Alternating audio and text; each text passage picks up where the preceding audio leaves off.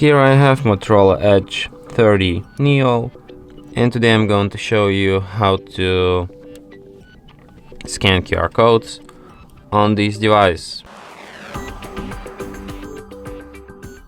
So firstly you have to open camera, then tap on the gear icon, go to the AI settings and enable Google Lens.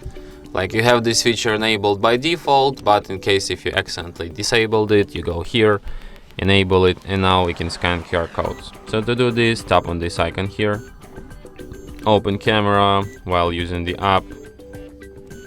So let's scan this QR code. And as you can see, as soon as my phone spots this QR code, it suggests me nothing, so I have to put a tap on the search icon. As you can see, now it spots the page which has been encoded into this QR code. You can open website, copy link, or just share it. So let's open website, and here you can see what's in here. So yeah,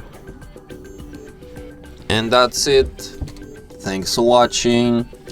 If you find this tutorial useful, don't forget to hit that like button and subscribe to our channel.